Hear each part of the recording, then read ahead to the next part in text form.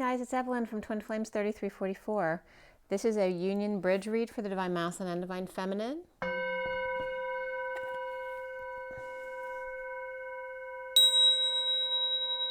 Today is May 3rd, 2020. So for those of you not familiar with this setup for me, we have the feminine on the left, the masculine on the right, the bridge between, the feminine energy coming into the read, the masculine energy going out, as I'm losing my voice, so someone needs to speak up here. The underlying energy I've taken off the top so you could see it better. So we have the Eight of Swords and the underlying energy. And then we have the Magician or the Indigo energy here as the summary card. So this read was done this morning at 10:01 to 2. So that's the Wheel of Fortune and then the Magician and the High Priestess. And the union energy, like I said, we have the Eight of Swords as the underlying energy, and then the center of the read is the union. It's the Four of Wands or the Four of Flames in the SIRIAN Starseed deck here. So the release of anxieties and fears, imprisonment, issues of the home, union, stability, and structure. As we go into the underlying Divine Feminine energies, we have here the Four of Swords, the King of Wands, and the Knight of Swords. Thinking on the beach, perhaps in salt water, mastering passions, shaman, Native Americans, and sending 5D messages from on a rock under a tree. Perhaps, in your yard somewhere under a tree might be a good place for you to meditate, or sitting on a stone wall. The beach, the stone house, the mountains are coming up as all good places to meditate for you guys. The 3D energies are the Page of Pentacles, the World or Ascension, and then the Nine of Flames over here, the Wounded Warrior. All three with something in their right hand: the crystal ball, the world, and the torch and flame. The Divine Feminine discovering their abilities, the Divine Masculine choosing their flame, and the bridge between them by the Middle Eastern world, holding the world by the logical mind, all working with the masculine logical mind or the left brain.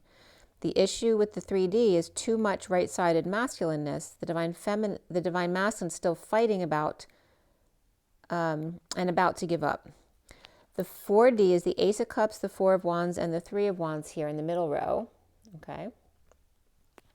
The Divine Feminine overflowing with love. The Divine Masculine present to flame. The bridge via the union, the home. A drawbridge, a peace treaty in the Middle East or with a Middle Easterner in 3D, or two young women with the same dream and two different perspectives. And that could be kids as well. The 5D here is the Tower, the King of Swords, and the Ten of Wands up top. Okay, the Tower, the King of Swords, and the King of Wands up top. Or excuse me, the Ten of Wands up top. The Divine Feminine, Towering Inferno of Epiphanies and Lightening, the Quickening. Quick Draw McGraw triggers at lightening speed, so lightening up. The Divine Masculine coming up out of the dungeon or basement with flame to see the light of day. Nine of Flames is burned out, or 9 flames are burned out. He's holding one, the 10th. He only needs one. The Divine Masculine containing the flame in the 5D with the Divine Feminine with random fires all over the place.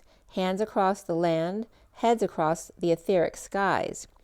The bridge via the King of Swords, the moral man, in Tao and Confucianism, the man who bridges man and heaven, the man of purification.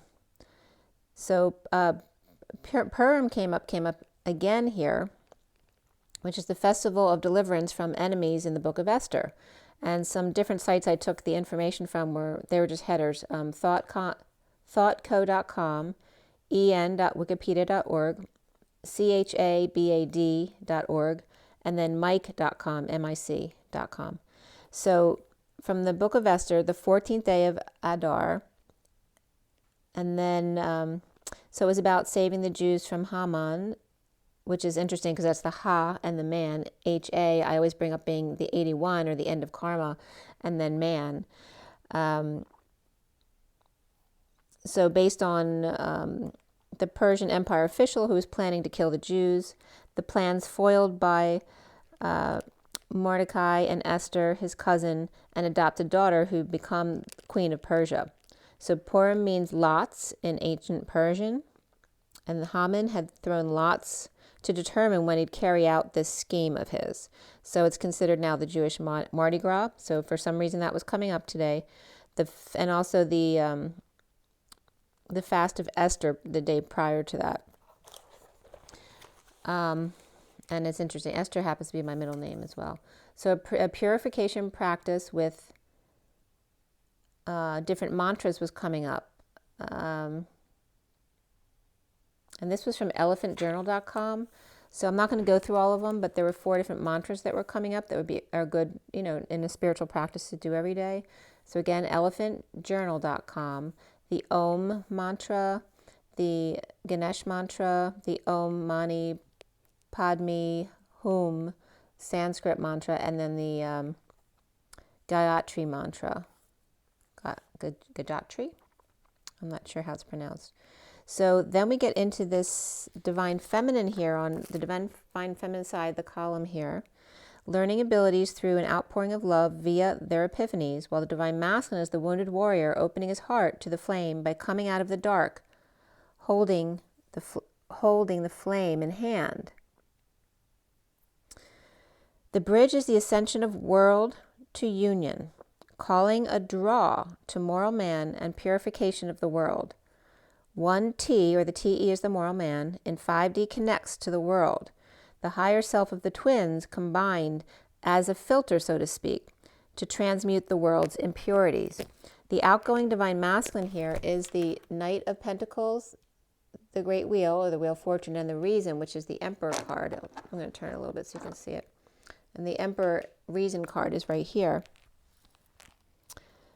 The proposal or prayer, perhaps with crystals, of or to the atom, the Big Bang Theory, and tossing the false robotic hand or claw into a pit.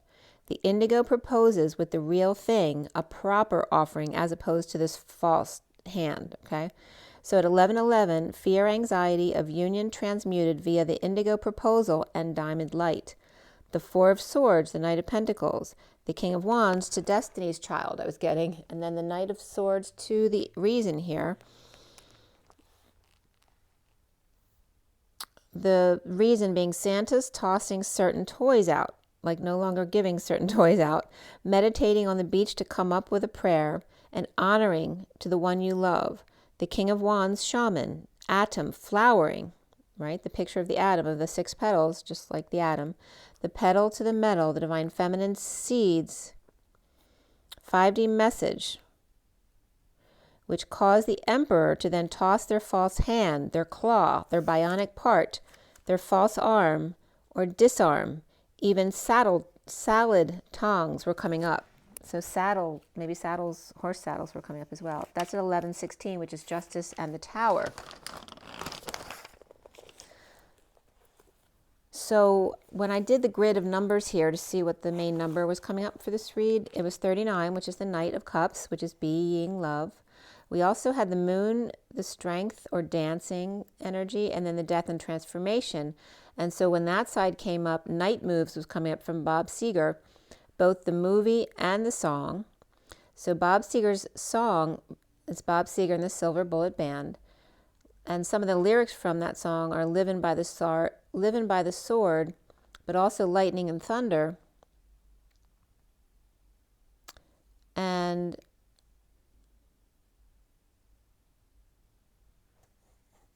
so ain't it funny how the night moves when you just don't seem to have as much to lose. Strange how the night moves when autumn, or with autumn closing in.